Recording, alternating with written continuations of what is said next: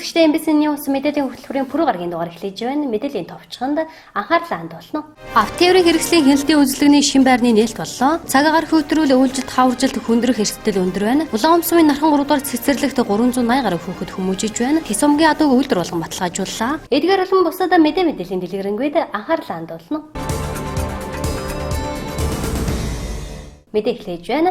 Усын төсвөө 906 сая төгрөгийн өртөгтэйгээр стандартын шаардлага хангасан 240 м квадрат автотеврийн хэрэгслийн техникийн хяналтын үйлчлэгийн төвийн шин байрны нээлт боллоо.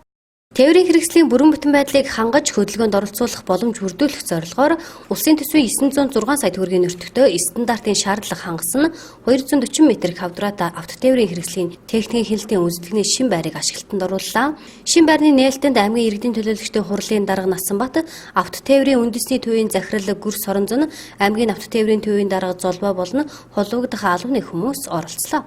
Манай аймагт бас энэ нэлээд хөрөнгө оруулалт бас энэ сүүлийн жилүүдэд хийгдэж байгаа. За тэр хөрөнгө оруулалтын нэг нь бас одоо өнөөдөр энэ автотехникийн техник хяналтын төв гэдэг энэ сайхан объект одоо 906 сая төгрөгийн төсөв төрөлхтний барилга байгууламж ашиглалтанд орж байна. За энэ техник хяналтын одоо үйлчлэгээний төв гэдэг бол энэ чинь үндсэндээ одоо нийтийн зорчиг тээврийн үйлчлэгээд одоо техникийн бүрэн бүтэн байдлыг шалгахаас гадна одоо замын хөдөлгөөний аюулгүй байдлыг хангах тээврийн хэрэгслүүдийн одоо энэ техникийн аюулгүй байдлыг хангах, шалгах ийм чухал ач холбогдолтой ийм одоо хөрөнгө оруулалт бас манай Увс аймагт одоо нээлттэй хийж байна. Энэ төв ашиглалтанд орсноор бас энэ одоо тээврийн хэрэгслийн бүрэн бүтэн байдал одоо замын хөдөлгөөнд оролцох одоо тээврийн хэрэгслийн одоо техникийн шаардлага хангасан ийм тээврийн хэрэгслийг одоо энэ зам тээврийн хөдөлгөөнд оруулах ийм одоо боломж өгдөж байгаа. Бас орон нутгчийн бас төдийлөн бас энэ тээврийн хэрэгслийг үзлэг шалгалт явуулдаг. Энэ үеэр бас яг техникийн шаардлага хангасан ийм шалгах, хэмжих ийм төв байдаггүй байсан. Энэтэй холбоотойгоор бас бүрэн бус тээврийн хэрэгслээ замын хөдөлгөөнд оролцдог. Үүнийхээ дагуу бас хор нөлөөгөөр одоо замын хөдөлгөөний одоо техникийн бүрэн бүтэн байдлаар шалтгаалсан хөдөлгөөний одоо гэмт хэрэг их гардаг байсан. Энэ бас тодорхой хэмжээгээр бас энэ бууран гэдэгт бас итгэж найдаж байна. За өнөөдөр Увсын шахар хязгаарт энэ стандартын шаардлага хангасан энэ техникийн хяналтын үйлчлэгийн төв нээгдэж байгаад бол баяртай байна. За энэ 240 м квадрат за одоо стандартын шаардлагыг хангасан энэ одоо тээврийн хэрэгслийн одоо үйлчлэг онцлогоо одоо техникийн үйлчлэгийг одоо хийх ийм төв бол нээгдэж байгаамаа. Ингэснээрээ одоо энэ тээврийн хэрэгслийг одоо бүрэн бүтэн онцлох одоо энэ одоо стандартын шаардлага хангасан үйлчлэгийн төвтэй болсноороо иргэдэд бас үйлчлэгийг ая тухтай орчин хангасан ийм стандартын шаардлага хангасан ийм сайхан нөхцөл байдал бүрдэж байгаамаа гэж хэлж болно. Манай Увс аймгийн автотеврийн төв 2016 оноос хонд үйл ажиллагаа би даргын ажил авсан. Тэрнээс хойш 2017 онд автотеврийн үндэсний төвийн хөрөнгө оруулалтаар хуучин нисэх хөтлийн барилгыг баланс шилжүүлээд авсан байсан дээр 258 сая төгрөгийн их сэсвэр ажил хийж аймгийн хөрөнгө оруулалтаар гадна шугам шилжүүлэх ажлыг 80 сая төгрөгийн хөрөнгө оруулалтаар бүрэн шийдэж автовокзалын үйл ажиллагаа хийм болсон. Монгол Улсын стандарт 63 техникийн дагуу автотлын стандартын тийг бүрэн хангасан 2018 онд тооны төхөөрөмж болон ажилчдын нийгмийн хангамж ажлын хувцас бүрэн хангагдаж бид нэр манай хамт олон ажиллах нөхцөл байдлаар бүрэн хангагдсан 2019 онд техникийн хяналтын үйлчлэгийн төв бүрэн ашиглалтанд орсон. Энэ техникийн хяналтын үйлчлэгийн төв болохоор Монгол Улсын стандарт 50-44 стандартыг бүрэн хангасан. Олон аймагт энэ баригдаагүй үйлчлэг онцлогооны төв гэж яригдж байгаа л да. Тэгэд энийг барьснаар бол одоо баруун 5 аймагт бол уг нь бол маш хэрэгтэй зүйл хийгдсэн байна гэж ойлгож байгаа. Тэгээд Улаанбаатарт очиж бид нар онцлогоонд орохдоо бол маш их чирэгдэлтэй, очир дараалал ихтэй байсан. Тэгээд одоо энэ хөдөө орон нутг баруун аймагт энэ байгуулагдсанд одоо автобусны жолооч бид их баяртай байгаа. Тэгээд цаашаад орон нутгт үйлчлэгт ороод онцлогоонд орчоод тэгээд цаашдынхаа ажил үйлчлэгийн чирэгдэл учруулахгүй байгаад одоо маш их баяртай байна. Тус авто тээврийн хяналтын үзлэг онцлогооны шин байр ашиглалтанд орсноор жолооч нар тээврийн хэрэгслээ бага зардлаар орон нутгад онцлуулах боломж бүрдэж байгаа бөгөөд цаашлаад орон нутагт гарч буй зам тээврийн осол аваар буурах боломж бүрдэж байгаа юм а. Дараагийн мэдээ аймгийн хөлсгөд аж ахуйн газраас үйлдвэрлэлт хаваржилтын зүүдийн эрсдлийн мэдээллийг танилцуулаа. Манай аймгийн ихний нутгийн 70 гаруй хувь нь цасан бүрхүүлтэй байгаа бөгөөд цаашид цаг агаар хөтөргөл үйлдвэрлэлт хаваржилт хөндрөх эрсдэлтэй байна. 2019 оны 11-р сарын 20-ны байдлаар гаргасан зүүдийн эрсдлийн зургаас үзэхэд нийт нутгийн 70 гаруй хувьд нь цасан бүрхүүлэхтэй нэн их буюу 15%, ихт нь 25%, дунд зэрэг буюу 30 гаруй хувьд нь бага эрсдэлтэй байна. Үүнээс завхан малчин, сумдын ихнэх зүй хангаа сумын Баянгол баг, Зүйнгов сумын баруун өмнө талуудын багууд, Цагаархан сумын хойд, Баруун Туран сумын баруун өмнөд, Наранбулаг сумын Хужирт баг, Ховд сумын Ачид, Халиун булаг багийн ихнэх Тариалан Улаангом, Тис, Хэргас, Түргэн сумын зарим нутгаар нэн их эрсдэлтэй гарсан байна. Бусад нутгаар дунд зэрэг буюу бага эрсдэлтэй байна.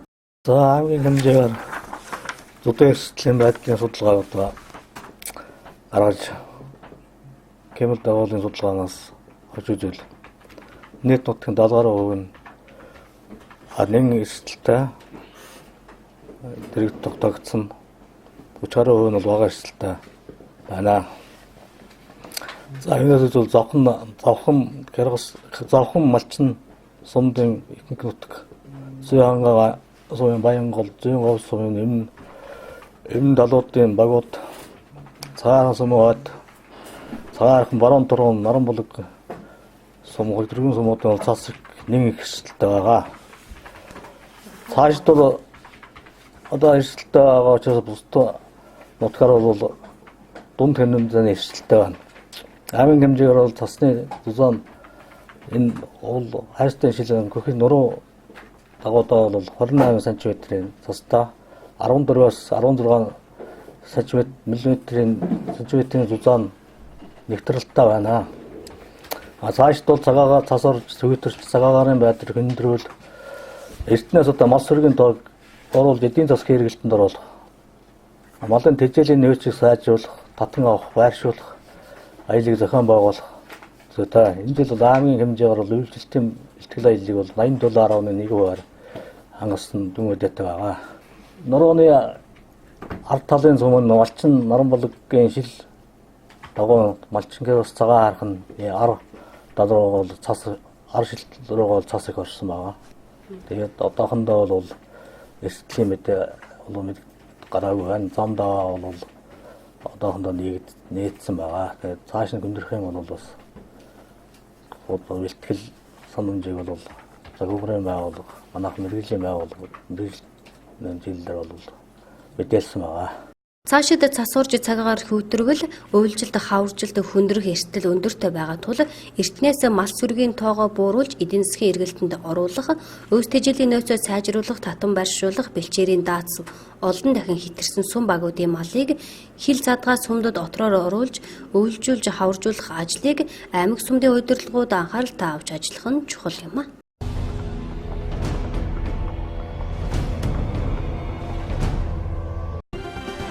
Ипотекийн зээлийн хөтөлбөрийн хүрээнд оны эхний 11 сарын байдлаар нийт 380 тэрбум төгрөгийн санхүүжилтийг 5287 иргэнд олгоод байна.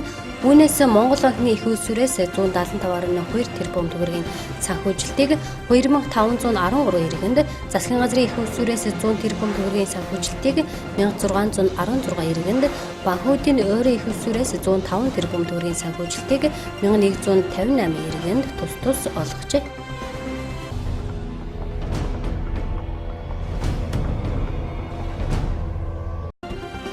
Байнгын хороо өнөөдөр хуралдаж, энэ 7 хоногт чуулганы нэгдсэн улдаанаар хэрэгэлцэх хууль тогтоолын төслүүдэд оруулах санал дүгнэлт. Нэгтлээ улсын хурлын төрийн байгуулалтын байнгын хороо 13 цагт хуралдаж, улсын хурлын сонгуулийн тухай хуулийн төслийг хэлэлцэх юм. Харин 14 цагт улсын хурлын аюулгүй байдал, гадаад бодлогын байнгын хороо хуралдаж, газрыг улсын тусгай хавх хэрэгцээнд авах тухай засгийн газраас хэрэгжүүлэх эмзүүлгийн иргэдийн эрүүл мэндийн тусламж үйлчилгээний хүртээмжийг сайжруулах, хөрөнгө оруулалтын хөтөлбөрийн санхүүжилтийн ерөнхий хэлэлцээрийг Соёрхон батлах хуулийн төслийг хэлэлцэн, мөн эдийн засгийн удирдлагыг дэмжих хөтөлбөрийн 2 дахь шатны хөгжлийн бодлогын санхүүжилтийн хүрээнд Монгол Монгол улс олон улсын хөгжлийн ассоциацийн санхүүжилтийн хэлэлцээр зээлийн гэрээг соёрхон батлах тухай Аз номхон далайн худалдааны хэлэлцээрийг соёрхон батлах тухай хуулийн төслийг хэлэлцэх юм.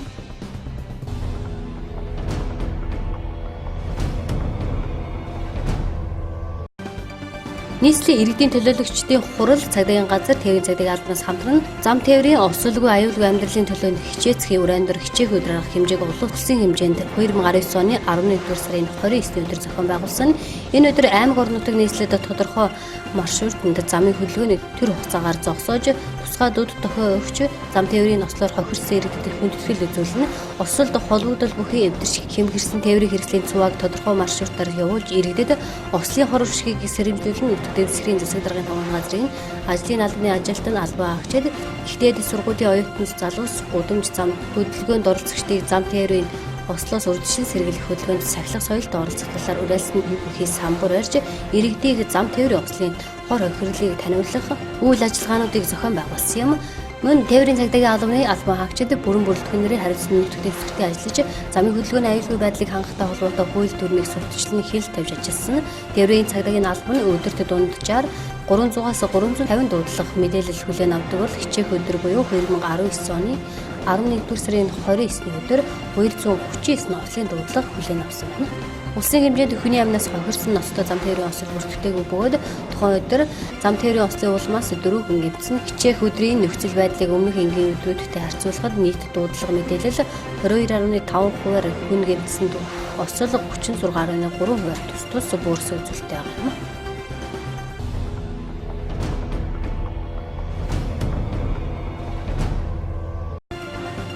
Цагуурийн байгууллагаас ирүүлсэн мэдээллээр 12-р сарын 3-ны өдрийн байдлаар манайор нэгдэх гол мөрөн нуур битүү мөс мөрхүүлдэ мөсний зузаан улам нэмэгдэж байгаа хэдий ч нуурын толио болон гол мөрний нийт уртын дагууд мөсний зузаан харилцан адилгүй байна.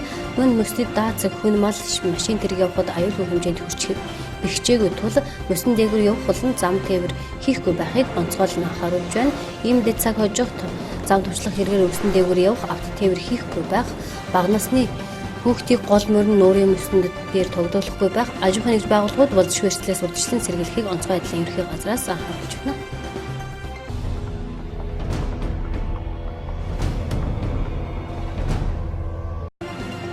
Зам тээврийн хөгжлийн яамнаас Азийн авто замын сүлжээгээр олон улсын авто тээвэрлэлт гүйцэтгэх үйл ажиллагааг зохицуулах зохион байгуулах үүргийг авто тээврийн үндэсний төвд хариуцуулсан бөгөөд Улаанүд, Улаанбаатар болон Бээжин хотуудаар дамжин Тинжан бомт Будамдагтад ард улсын 2250 км авто замаар тээвэрлэлт гүйцэтгэх боломжтой.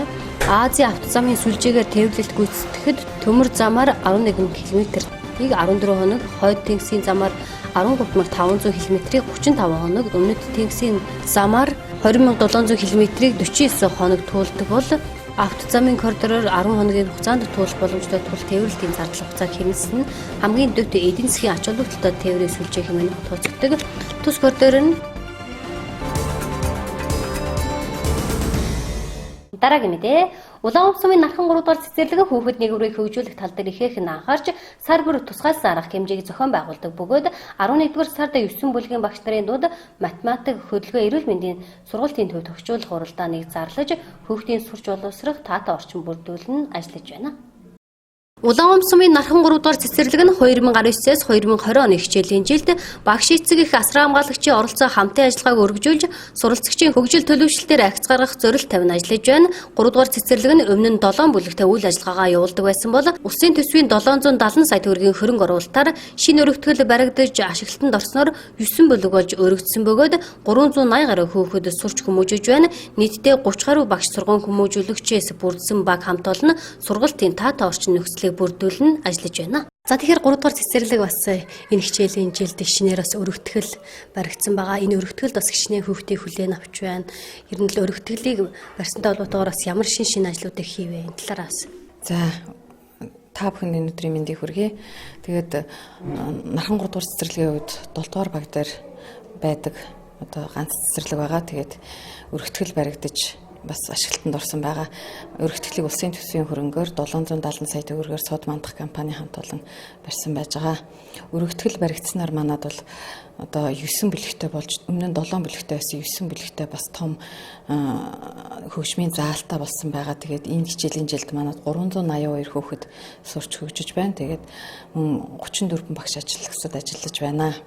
Өргөтгөл барьсантай холбогдуулна манай ангид өргөлт бас цөөрсөн байгаа. Өмнөх жилүүдэд бид нар 55-58 хүүхэдтэй байсан өвстэй төдийгөө улсын хэмжээнд бас хамгийн олон хүүхэдтэй цэцэрлэг гэж боловсрол соёл шинжилгээний яамны сайдын одоо судалгаа илтгэлд хүртэл ороод явж исэн байж байгаа.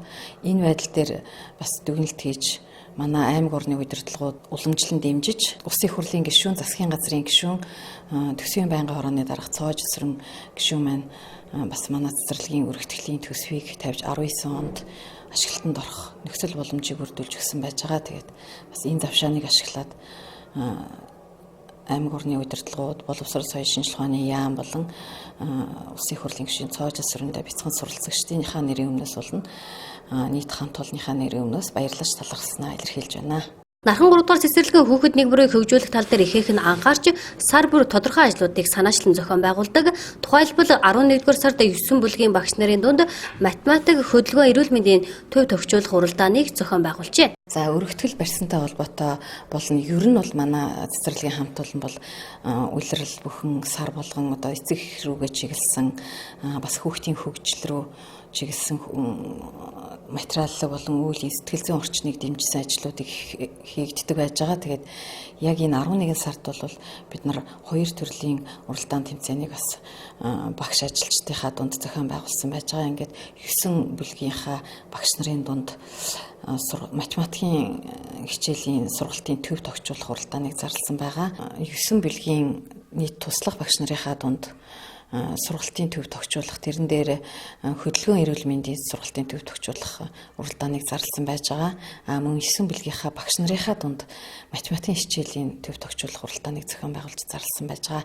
Энэний зорилго нь болохдоо зэрэг бас хүүхдийн хөдөлгөөн эрүүл мэндийг дэмжих. Тэгээ өмнөх одоо бас яг төвүүдийнхээ баяжилт хийж хүүхэд болгоны нас итгүй онцлогт таарсан бас шинжилжлэгдсэн манай орчны стандарт гэж байгаа. Орчныхаа стандартад нийцүүлсэн тийм хэрэглэгдэхүүнүүдийг хүүхдийн одоо хүрэлцээтэй аюулгүй эрүүл ахуйн шаардлага хангасан тийм хэрэглэгдэхүүнийг ашиглах тийм нөхцөл боломжийг бүрдүүлэх зорилготой хийсэн байж байгаа. Мөн математикийн энгийн төгсөллөөр бас хүүхдийн оюуны хөгжлийг дэмжих, хүүхдийн сэтгэх чадварыг хөгжүүлэх, бас хичээл үйл ажиллагаанд хангалттай хэрэглэгдэхүйц тийм хэрэглэгдэхүүнүүдийг хийх тийм зорилго чиглэлтэйгээр хийсэн байгаа. Ингээд манай багш ажилчид бол маш их идэвхт санаачлагтай сайн ажилласан байгаа.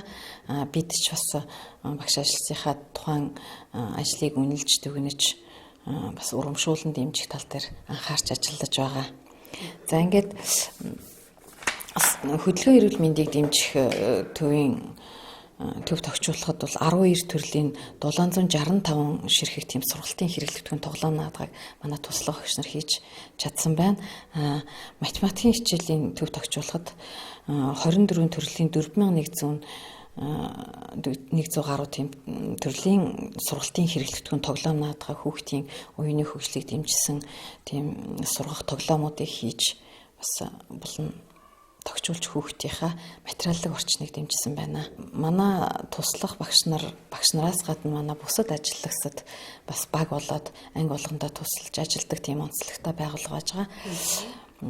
Манай харуулууд бол маш их тийм чадвартай, бүгд мужааны мэрэгчлээ, сангийн мэрэгчлээ чадахгүй ч гэсэн бас нэгнээсээ ингээд суралцаад тэгээ хамтраад баг болоод ажиллаж чаддаг. Одоо энэ ангиудад ерөөсөө яамнаас ирсэн санал ширээнээс гадна тэр сургалтын төвүүдийн тэр 50 өрөөдийн хүүхдийн сонирхол бас хэрэгцээнд нь тулгуурсан гоо сайхны мэдрэмж өгөхөр тийм сайхан хэлбэр гаргаад ингээд 50 өрөөдийг хийж одоо бүүвээ цэгээмэн хүүхэд цэгээмэн гэдэргээд давлгаа цэгээмэн гэд бас манай мэрэгжлийн тийм сурталчилгааны тийм хаягуудаас бас интернет орчноос мэдээллийг авч ингэж олон газраас тийм туршлага цуглуулж тэрийг ажлын байран дээр хэрэгжүүлдэг юм мундаг тийм хамт олон байгаа. Тэгэхээр би бас хамт олнороо бахархмаар байна гэж бодож байна. Яагаад гэвэл хийж бүтээх сэтгэлтэй, хөдөлмөрч оюунлаг, үнэхээр эвсэг сайхан хамт олон байж идэг. Тэгээд тийм болохоор бас хүүхдийн орчин бүрдүүлэх, хүүхдэд эрүүл ахуйн шаардлага хангасан, хүүхдэд баяр баясгалан бэлгэлхүүц ийм сайхан орчныг бүрдүүлээд ийм сайхан хүүхдийн төлөө чин сэтгэлээсээ стал сэтгэл үнэртэл ажилладаг тийм сайхан хамт олон байгаа. Тэгээд энэ хамт олонны хүчээр манай энэ байгууллага бас их сайхан ажиллаж байгаа учраас би бас удирдах байгаа хүний хувьд бол үнэхээр сэтгэл ханамжтай байна. Хөдөлгөөн эрүүл мэндийн төвд өгчүүлэх хүрээнд 3 дугаар цэцэрлэгийн туслах багш нар гарын доорх материал ашиглан шинжлэгдсэн стандартын дагуу хүүхдийн насны онцлогт тохируулан олон төрлийн хэрэглэгдэхүүн хийсэн байна. Тухайлбал хүүхдийн сонирхол татгуу зувандан сандал, хөдөлгөөнийг дэмжсэн өсрэлттэй гишгүүр, гарын булчин хөгжүүлэх бөмбөлөг, баг түг зэрэг олон хэрэглэгдэхүүн хийсэн байна. Манай цэцэрлэг дээр туслах багш нарын хөдөлгөөн эрүүл мэндийн төвд тогтоолох уралдаан зарлагдсан байгаа. Тэр уралдаан дээр миний би 1-р байр эзэлсэн байгаа. Тэгээд одоо хүүхдийн эрүүл ахуй хүүхдийн стандартын шинжлэхцэн стандартын дагуу төв тогтоолох уралдаанд болсон байгаа. Тэн дээр би одоо байгууллагын хүүхдүүдийн яг стандартын дагуу төвөнд тогтоолсон байгаа. Хөдөлгөөн эрүүл мэндийн төвд өгчүүлэхэд таны зүгээс ямар бүтээлүүдийг хэрэглэгдэхүүнүүд хийв вэ? Би гарын доорх материал ашиглан хэрэглэгдэхүүнээ хийсэн байгаа. Ерөөсөө тийм хэмт нүсэр тийм яг ингээ хүн болгонд байдаг хэрэглэгдэхүүнүүд хүн болгонд байдаг материалуудыг хэрэглэж хийсэн байгаа. Жишээлбэл бандан сандал байгаа. Яг стандартын дагуу хүүхдийн бандан сандал хийсэн байгаа. Мөлхөлтийн хоолой хүүхдийн юунсан дахиад хүүхдийн жижиг гарын булчин хөгжүүлэх массажны тийм яасан байгаа. Гიშгдэг гიშгүүр хийсэн байгаа. Дахиад мөлхөлтийн ном хийсэн байгаа. Тэгээд тийм эрүүжүүлэгчийн тийм зам хийсэн байгаа. Тэгээд нэг одоо хүүхдийн хөгжлийг дэмждэг тийм гарын булчин ингээд суулгадаг тийм гантел, тэгээд шүр ингээд гарын хурууны булчин хөгжүүлдэг тийм шүрээр ингээд товчлох хүүхдэд тийм товчлох чадварыг олох зорилгоор тийм товчнууд бас хийсэн байгаа. Тэгээд дахиад хүүхдүүд маань саван мод би бас саван мод хийсэн байгаа. Саван модороо хүүхдүүд маань гимнастик хэрэглэн гэдэг нь дахиад ирсэн баг бас хийсэн байгаа. Багаад болохоор хүүхдийн сонирхлыг татгууц юугаар хүүхдүүдийн сонирхлыг татгууц бүр нэг идэвхтэй гоё юм тэр багаа зүгээд бөхөр баяр баясгалантай оролцох юутаа гэж бодож тийм багнуудыг бас хийсэн байгаа. Зарлагцсан аяны хүрээнд тийм хэрэглэгдэхүүнүүд хийсэн байгаа. Тэгээд энэ тэмцээний уралдааныг минь зохион байгуулж явуулдаг тийм цэцэрлэгийн хамт олондоо багш ажилчтай бүгдэнд баярлалаа гэж хэлээ. Бид нарыг энэ тэмцээнд уралдаанд оролцоод энэ үр дүн урамшуулал цалин өссөн хангалттай өгдөгт нь бас их туйлын баяртай байна би. За энэ хичээлийн жилд бид бүхэн бас хүүхдийнхээ сурч хөгжих ая таатай орчныг нэлээд бэрдүүлж ажиллаа. За 11-р сард бид нар хөдөлгөөн эрүүл мэндийн төв математикийн энгийн төсөөллийн төвийг туслах багштайгаа хамтран гарын доорх материал ашиглан шинжлэгдсэн орчны стандартын дагуу онлайн хэрэглэгдэхүүнүүд хийж ажиллалаа. За энэ хэрэглэгдэхүүнийг хийж ажилласнаар одоо хүүхдүүдийн маань хөгжилд нэлээд ахиц гарч байгаа нь ажиглагдж байгаа. За энэнд бол дандаа сэтгэхгүй хөгжүүлэх. За тэгээд сэтгэхгүй хөгжүүлэх, оюуныг хөгжүүлэх тийм тоглоомуудыг төрөл төрлөөр нь хийж хүүхэднийг бүр хүрэлцээтэй хэмжээгээр хийж ашиглаж байгаа. За бидний хийсний хэрэглэгдэхүүн бол тэр бүр худалдаанд бас байдаггүй. За байлаа гэхэд маш үнэтэй байдаг. Энийг бас амар хэлбэр аргаар гарын доорх материал ашиглаж хийж бас хүүхдүүдэд хэрэглүүлж байгаадаа бас баяртай байгаа. За мань бидний энэ хийж хэрэгжүүлж байгаа энэ ажлыг одоо бидний хийсэн бүтээснийг одоо байгууллага маань бас үнэлж бас тодорхой урамшуулал, тодорхой хувь хүртээж бид бүхнийг урамшуулж ажиллаж ядагт бас их баяртай байдаг. Хүүхдийн сурч хөгжих таатай орчин нөхцөлийг бүрдүүлэн ажиллаж байгаа багш нарын мэдлэг ур чадвар бүтээлч байдлыг дэмжин цалингийн 30, 25, 20, 15% урамшуулалт нь үнэлж ажилласан байна. Багш нараа урамшуулаад зогсохгүй эцгийн хамтын ажиллагааг дэмжин сар улирал бүр тодорхой ажлуудыг санаачлан хүүхэд бүрийг хөгжүүлэн ажиллаж байна.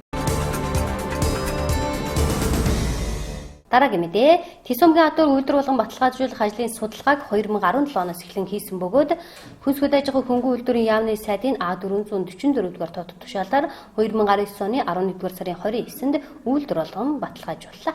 Тэс үйлдвэрийн адууны тархацыг тэлэх асуудлаар 1999 онд анх судалгааны ажил эхлэж байсан байдаг. Олон жилийн турш үргэлжилсэн судалгаа шинжилгээний ажил үр дүнгээ өгч салбарын яамны сайдын А444 дугаар тоод тушаалаар 2019 оны 11 сарын 29-нд Тэс сумгийн адууг үйлдвэр болгон баталгаажуулсан юм а. За 2017 оны 6 сарын 20-нд Тэс сумгийн адууг одоо үйлдвэр болгох ажлыг хүнсүдэ чон газраас санаачлан эхлүүлсэн байгаа.